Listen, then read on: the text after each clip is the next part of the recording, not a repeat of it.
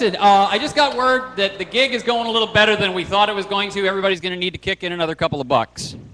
So you can see the people out at the front about that. Hey, I can't even tell you how excited I am to be here. This is a very cool thing. It's been an interesting time for me lately because you might have seen it about 3 summers ago.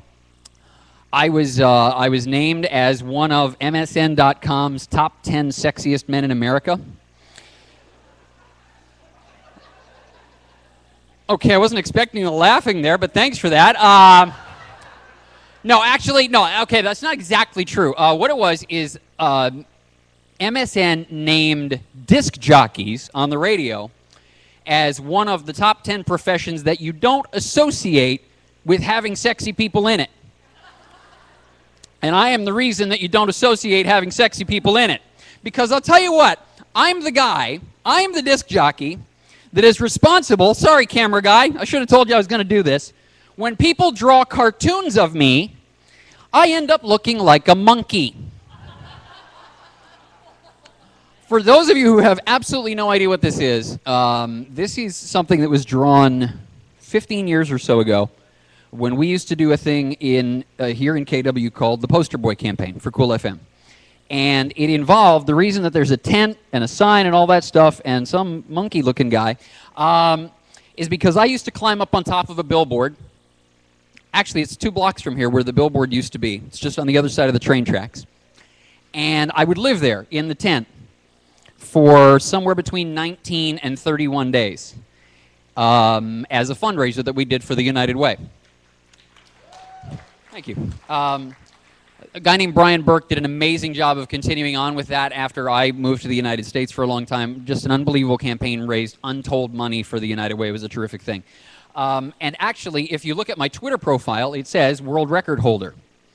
And people will ask me, what's world record holder all about? It's because in 2007, in a little town just outside of New York City in Connecticut, I did that event for the United Way down there, and we set a world's record for the most money ever raised for a local fundraiser in the history of internet radio.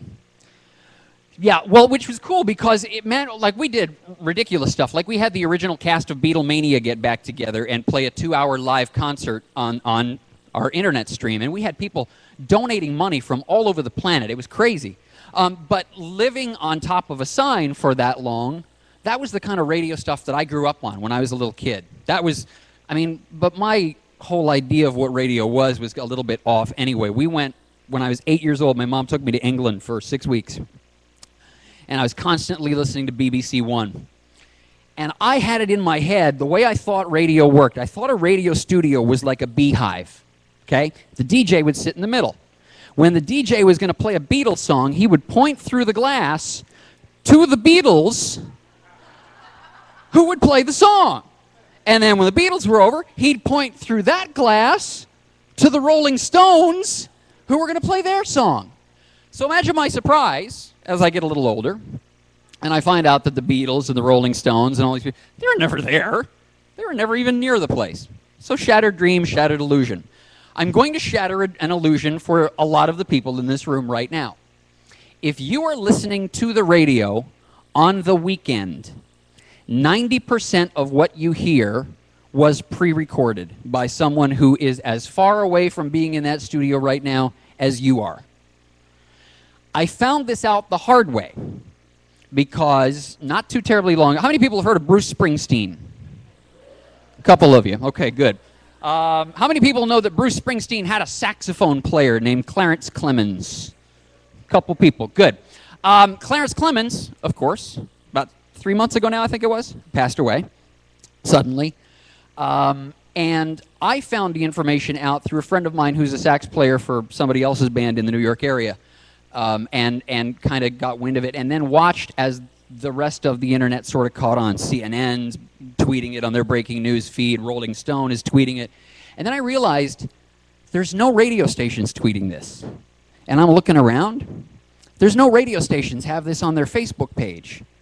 I was working across the hall from one of the most legendary rock and roll radio stations in Canada. There wasn't a person there. And so they had a situation where one of the icons to the people who listened to their radio station was now gone. Clarence Clemens was a legend. He was as big as you get as a saxophone player. But now he's gone, and nobody that listens to rock and roll records on the radio is hearing about it from the radio because everybody's pre-recorded. And I found this interesting because I thought, okay, you got all these radio stations out there that have gone to the trouble of, I mean, they all have social media people on their staff. They got their Facebook page. They got their Twitter page. Nobody's talking about it. I was by what I could figure out, because I follow a buttload of radio people, I was one of the only live disc jockeys in North America that night. And so the stuff that was coming out on Twitter about Clarence Clemens being dead, most of it was coming from me. That's not a good scenario in the best of cases, because you don't want me disseminating information to the public. You just don't. But that was what was happening, because radio had kind of abandoned it. They did whatever they did, and they turn off their Facebook stuff when they leave the office on Friday. I'll be darned if you can get them to go back on Monday. This is an interesting thing, because you go back 10 years and 4 days from today, radio was social media that day that we all remember what day I'm talking about. Jeff, who is probably still in the room somewhere, will tell you, if he was in the Manhattan area, which I'm assuming, Jeff, you were, radio in New York City that day was all about nameless, faceless, anonymous people that you will never, ever hear of again coming on every radio station in the city and saying, my wife works on the whatever floor of that building, and I've never heard from her yet, and I don't know how to get a hold of her. And every radio station in New York City was like that all day long, and for the entire rest of the week. It was full of what we now have come to find as being commonplace on Twitter. There's at least half a dozen people in this room that I've had the conversation with. What would 9/11 have looked like on Twitter? Have you stopped to think about that at any point for a second? While you're digesting, just think about, so that day, 9/11, radio is social media. That's where people are going to connect with each other. Somewhere along the line in those last 10 years, radio has decided we don't need to be part of that conversation. But the problem is a lot of us are guilty of that on some level. How many people have ever gotten an auto DM from somebody that says, thanks for following me? I don't want to point any fingers. If you send the auto DMs and say, thanks for following me, I'm not blaming you. But that's not engaging. That's not connecting. That's not providing the kind of services that we were all, people are standing up here today and talking about how amazing it was that things were happening during Haiti. That's engaging. That's all of us talking to each other. That's all of us reaching out to people in a lot of cases that we don't know. That's all of us taking a second to stop and care. The auto DMs, the auto stuff, that's not so much engagement as it is autopilot. And so I stand here and I tell you that 90% of what you hear on radio all over the world is pre-recorded. So some of the stuff that we're doing on Twitter. And if it was as much of a downer for you to find out that your favorite radio show that you listen to on Saturday night or whatever is probably something that was recorded Wednesday or Thursday, there's probably someone on the receiving end of a conversation that has happened automatically that's wondering where the heck the other part of the conversation went.